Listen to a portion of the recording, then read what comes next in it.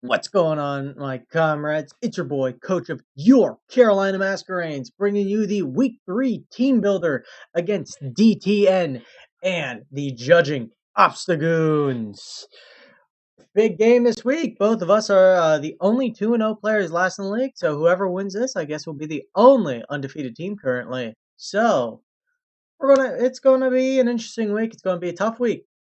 The matchup is signature. That is Big Boy Incineroar. Kind of threatening, but we got answers for that. Other Pokemon he's got Jirachi, Dragapult, Mega Manectric, Terrakion, Gliscor, Shaman, Galarian Weezing, Vaporeon, Golisopod, and Cryogonal. He's got a good matchup against our team. A lot of things are threatening, especially, of course, the Dragapult, the Terrakion. Those are big threats to us. So we got to handle them accordingly. Let's jump into the team this week. First off, we got our signature. We're bringing Sensei Wu the Mienshao, as always. Rocking High Jump Kick, Stone Edge, Knockoff, U-Turn, Max Attack. Just enough speed to outspeed a max speed Jirachi and Shaman. And the rest in HP, Jolly Nature. Running the Assault Vest Regenerator combo. This thing, it's going to be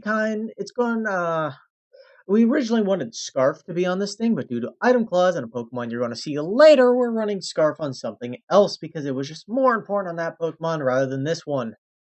So Mienshao, we kind of altered to be a more, got a little bit of a special tank. Not too tanky, but with that Assault Vest plus Regenerator getting our health back, we're going to take hits from like Shaman and Mega Man pretty comfortably and then get it all back, threaten them out, get it back. Cryogonal's not a problem too.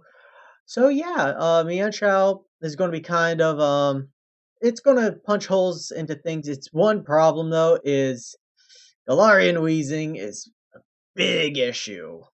So as long as that thing is still pretty healthy, then Mienshao cannot get going. But if we knock off its Black Sludge or whatever item it's holding, that's going to be pretty good for Mienshao because we just start chipping away at this. We always click U-turn as long as Galarian Weezing is out because he has to switch into it.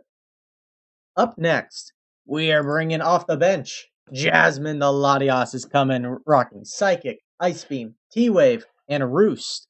Max HP, enough speed to outspeed a max speed Terrakion, and the rest just kind of in defense.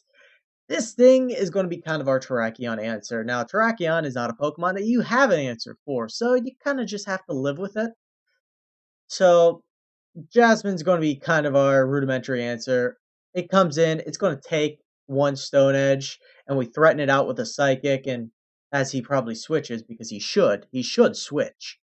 Because Terrakion is a very good matchup against us, and at no point should he just decide, yeah, I'm just going to sack this thing to a potential Psychic. So we roost off at that switch. We got a Thunder Wave to help stop Jirachi and Terrakion from being big issues. We can also paralyze, what else do we paralyze? We paralyze the Galarian Weezing if that ever happens. Kind of strange, but if he ever goes hard Dragapult and we T-Wave it, that is very big. So yeah, T-Wave looks pretty good for us to use this week, especially on the Jirachi, which is probably going to be the switch in for this thing. We T-Wave that thing and we basically clip its balls, which I like. As we saw last week with T-Wave, paralysis can be really annoying. Psychic and Ice Beam is really the only coverage we need, per se. Latias kind of suffered through the 4-move syndrome this week. We wanted other moves like Toxic for Vaporeon. It was just we have other ways of dealing with Vaporeon, so we opted more for Thunder Wave just to deal with the Jirachi because it can be kind of an issue for us. So yeah, hopefully Jasmine does its work and gets rid of that Terrakion. Or best case scenario, we don't see the Terrakion, but we should be seeing the Terrakion. Third Pokemon, we got Agroronix, the Mega Aggron, also coming off the bench. Wait, no, Jasmine didn't come last week, I don't think. I don't think she came last week. So yeah, 2 Pokemon off the bench.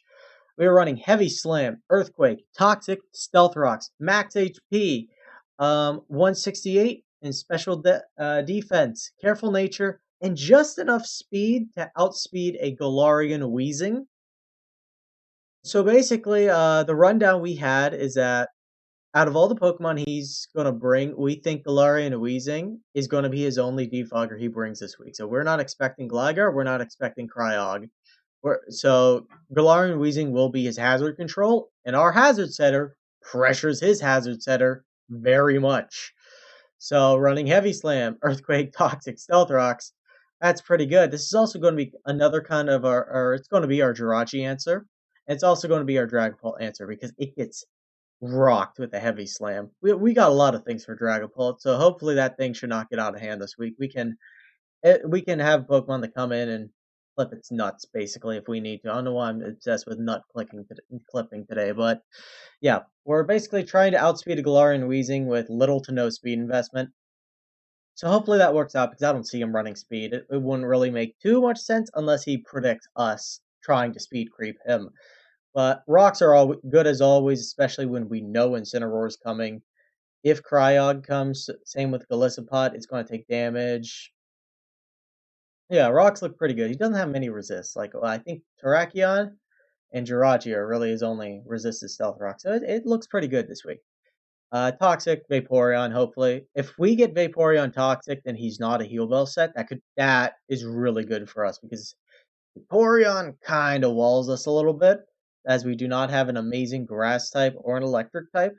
And neither of them have, well, Whimsicott we almost decided to bring, but out of necessity we had to bring other Pokemon. So Whimsicott was our 7th mod of the week.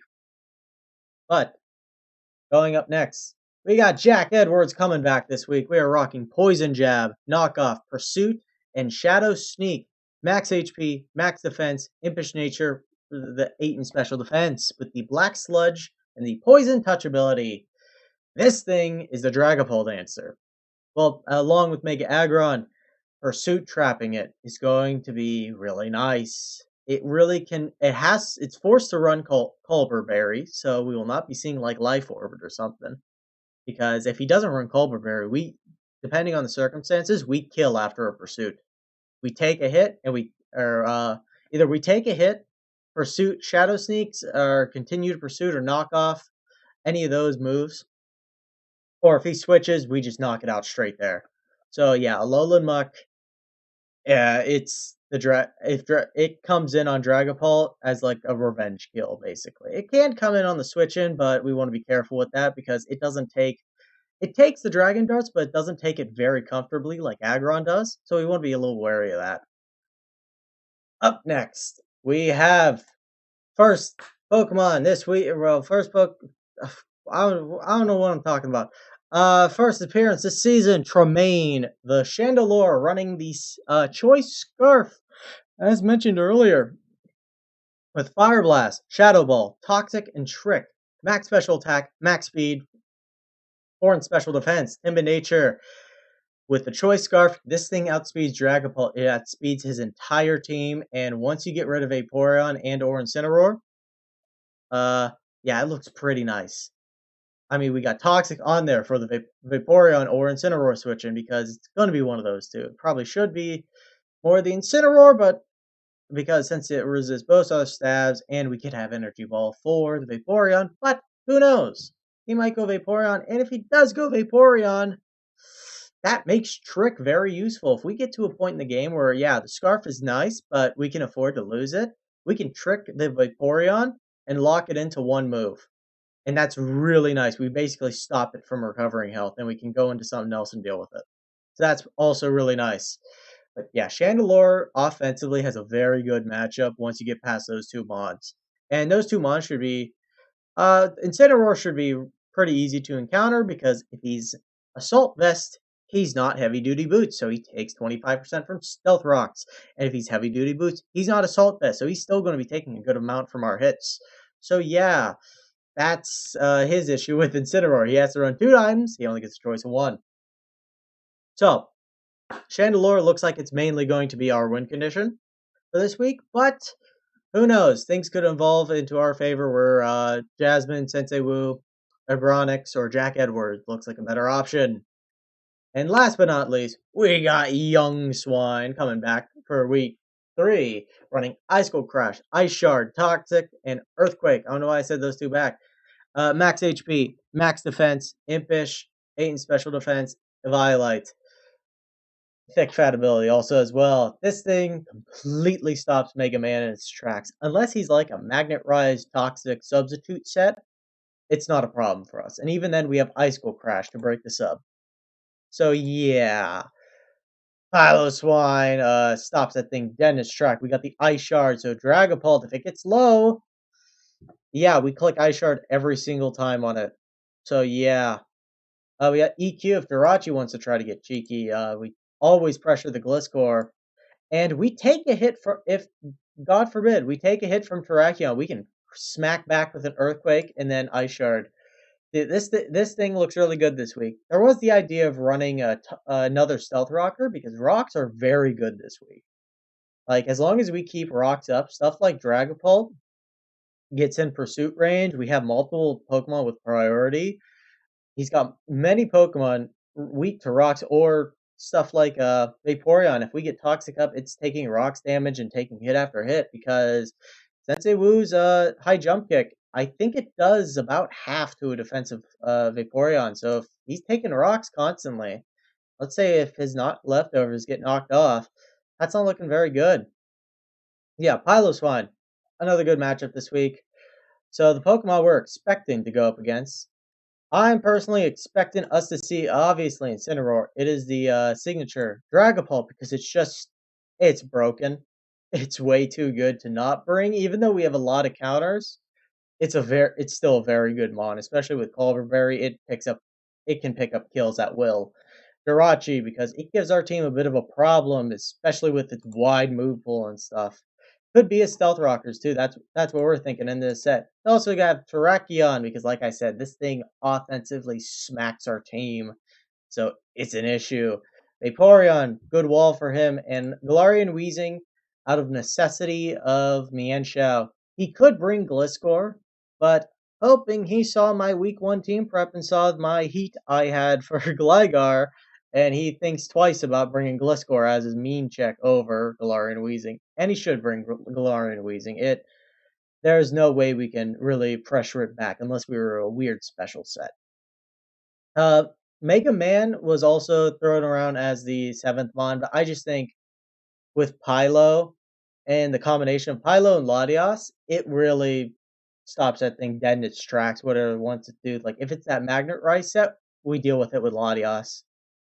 And, like, Latias beats it one-on-one there. So we wouldn't have to worry there.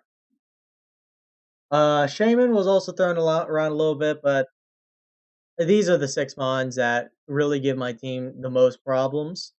He should probably bring these 6. So yeah, the game plan for this week, keep rocks up as long as possible. The rocks gotta stay up, so Agronix has to be throwing up those rocks. Anytime they get off the field, we have to throw them back up quickly. Because taking repeated Stealth Rocks damage is not going to be good for him. The main problem is we want to find a way to neutralize Terrakion ASAP, because if it's getting crit Stone Edges or if he's banded, we don't think he should not be banded. Because both of his stabs do really good, but if he clicks one move, that gives us, we can go straight into, if he clicks Stone Edge, we go into Aggron. Aggron's going to take banded Stone Edges very well. He clicks Close Combat. Jasmine's going to take that well. Chandelure comes in for free. So he really can't afford to be banded.